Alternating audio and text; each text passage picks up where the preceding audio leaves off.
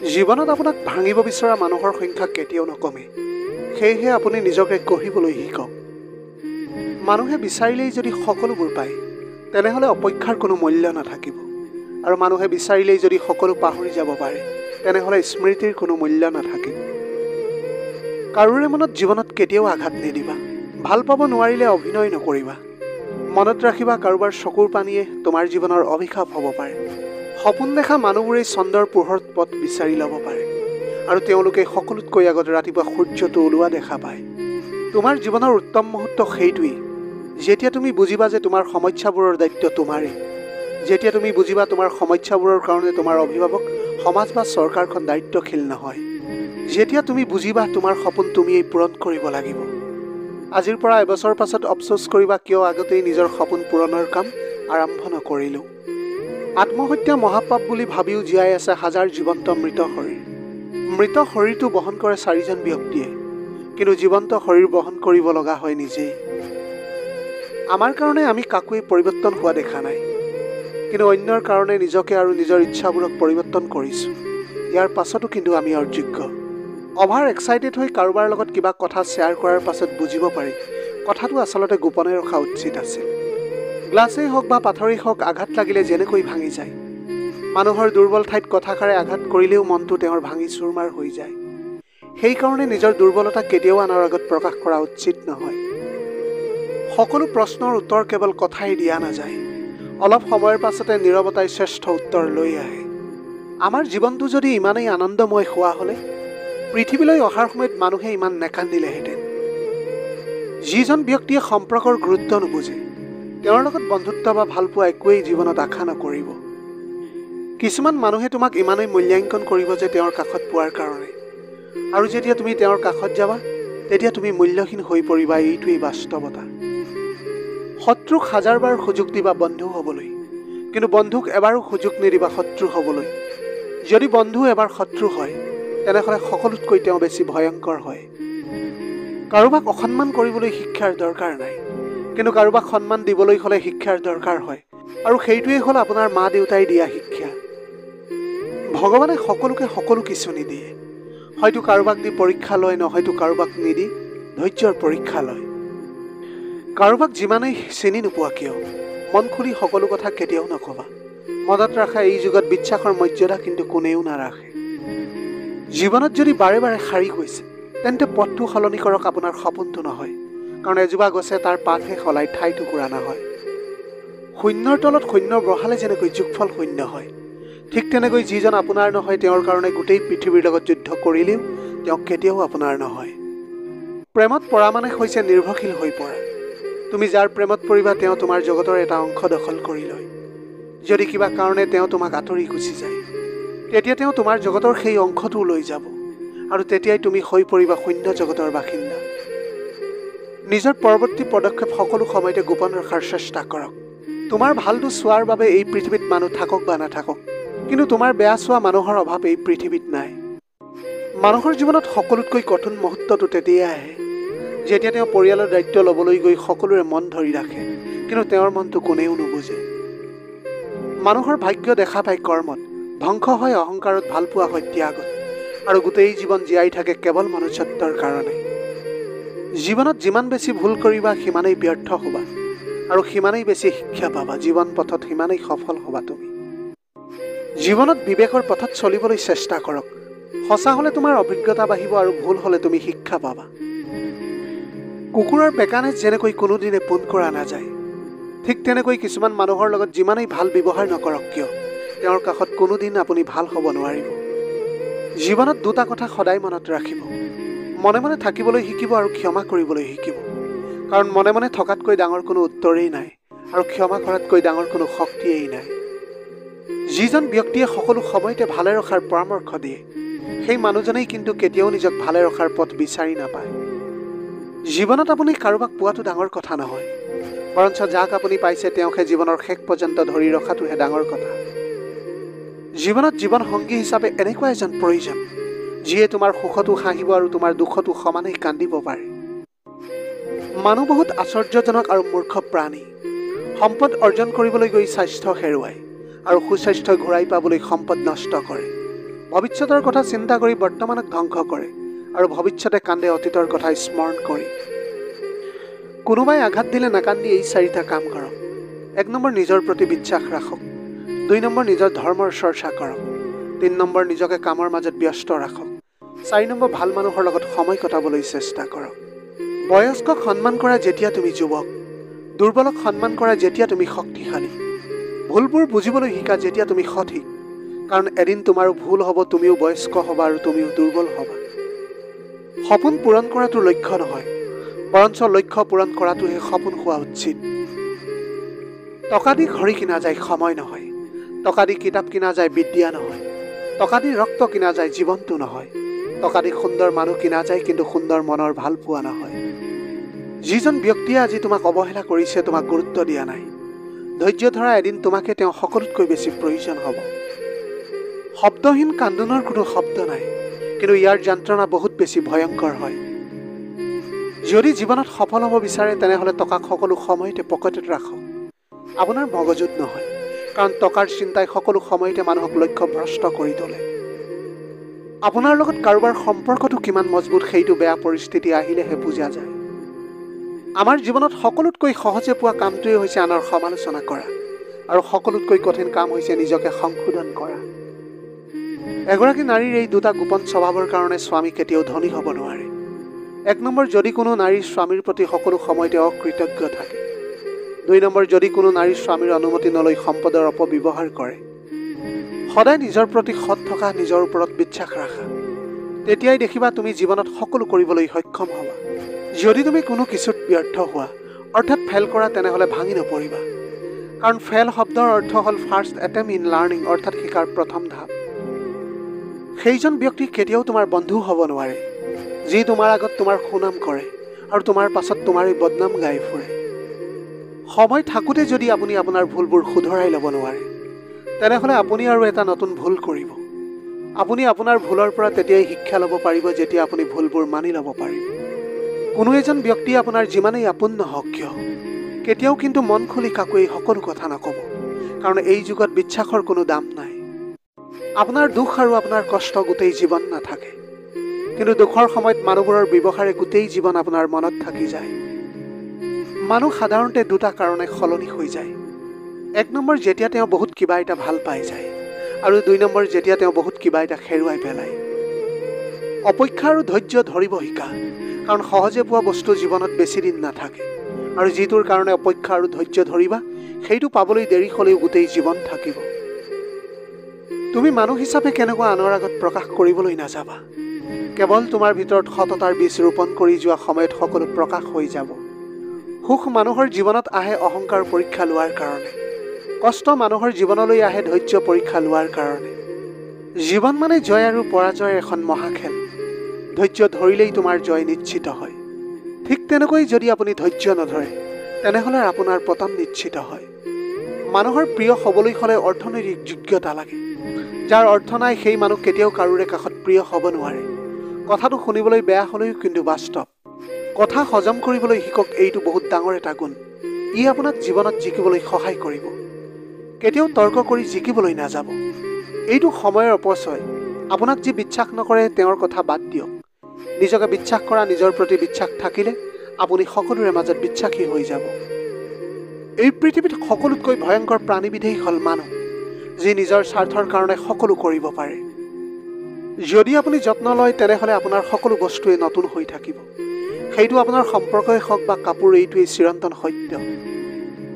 কোনোবাই যদি তোমাক অন্ধৰ দৰে বিশ্বাস কৰে, তাক কেতিয়াও কষ্ট নিদিবা, কাৰণ বিশ্বাস হেৰাই গ'লে মানুহৰ জীয়াই থকাৰ ইচ্ছাও হেৰাই যায়। আপোনাক লৈ সমাজে কি ক'ব সেইটো ভাবি কেতিয়াও বহি নাথাকিব, কাৰণ সমাজে আজি ব্যৰ্থ ব্যক্তিক লৈও হাঁহে আৰু সফল ব্যক্তিজনক লৈও হিংসা কৰে। সকলোৱে ভাল ব্যৱহাৰৰ যোগ্য নহয়।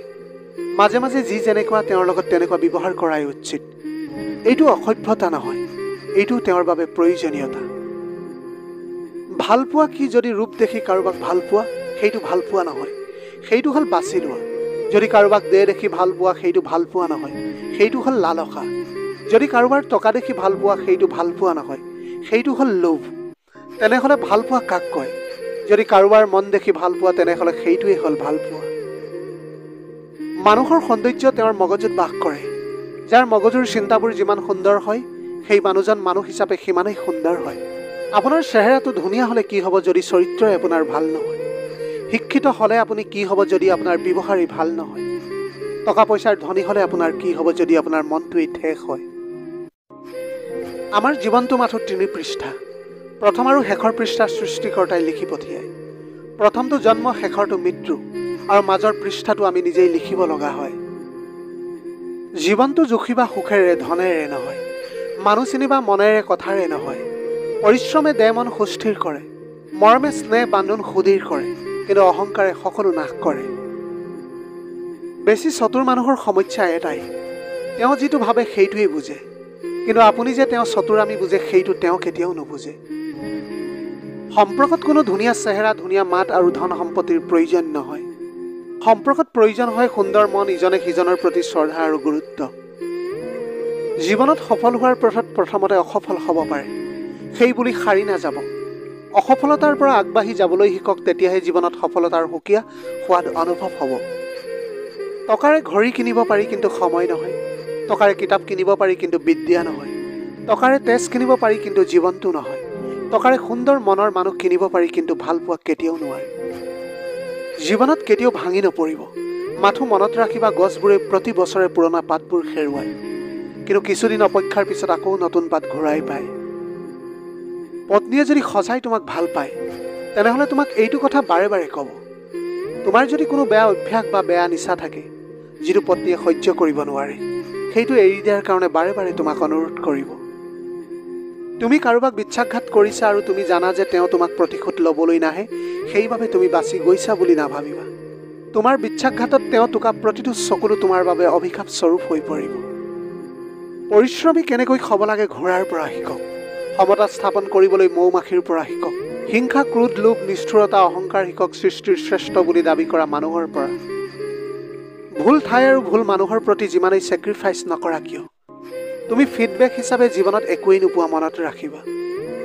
যিজন স্বামীয়ে পৰিয়ালৰ সদস্যৰ আগত পত্নীক অপমানজনক কথা শুনায়, তেতিয়া স্বামীৰ প্ৰতি পত্নীৰ মনত কোনো ভাল পোৱাই নাথাকে। বেছি খং লৈ জীৱন যাপন কৰিলে তুমি কেতিয়াও সুখী হ'ব নোৱাৰিবা, কাৰণ তোমাৰ খংটোৱে সকলো কাঢ়ি নিয়ে কিন্তু একো দিবলৈ নোৱাৰে। যাৰ জীৱনত যিমান পৰিৱৰ্তন আৰু যিমান সমস্যা আহিব, তেওঁ সিমানেই সফল হ'ব, কাৰণ সকলো সমস্যাই তাৰ লগত এটা সুযোগ লৈ আহে। জীৱনত আমাৰ ভাল সময়বোৰে আমাক এটা ভাল স্মৃতি দি যায়, আৰু বেয়া সময়বোৰে আমাক সকলো সময়তে ভাল এটা শিক্ষা দি যায়। দুখীয়া মানুহক অৱহেলা নকৰিব, কাৰণ ধনী হ'বলৈ বহুত সময়ৰ প্ৰয়োজন হয়, আৰু দুখীয়া হ'বলৈ বেছি সময়ৰ কিন্তু প্ৰয়োজন নহয়। যোগ্য ব্যক্তিসকলে কেতিয়াও আনৰ সমালোচনা নকৰে, সদায় অযোগ্য মানুহবোৰেই আনৰ সমালোচনা কৰে।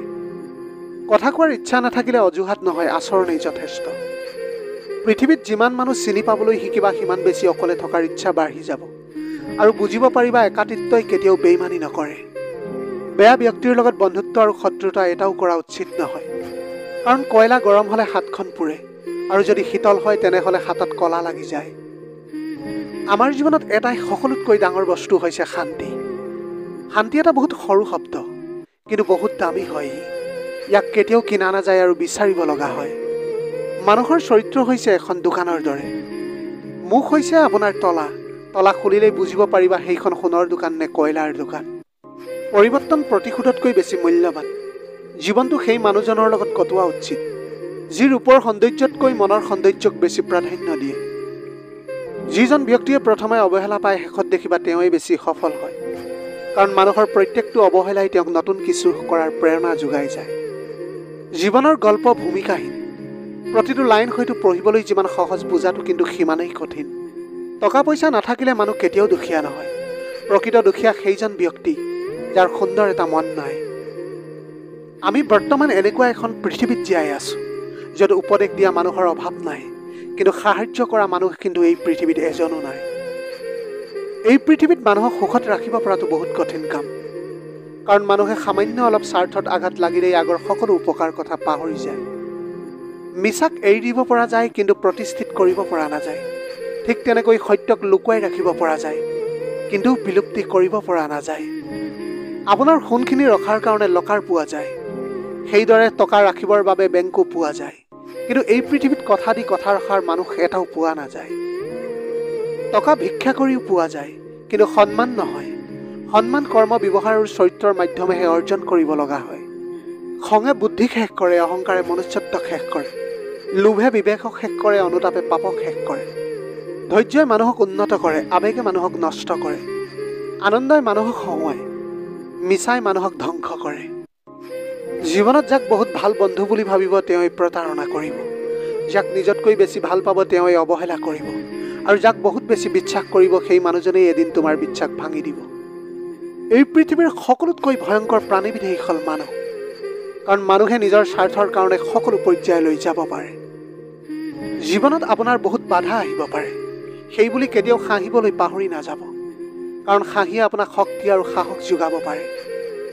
এই মায়াময় পৃথিৱীত মিছাবোৰ সহজে বিক্ৰী হৈ যায়, কাৰণ সত্যক কিনিব পৰা শক্তি এই পৃথিৱীত কাৰোৰেই নাই। সদায় সতৰ্ক হৈ থাকিবলৈ চেষ্টা কৰিব, কাৰণ আজিৰ বন্ধু কাইলৈ আপোনাৰ শত্ৰু হৈ যাবও পাৰে।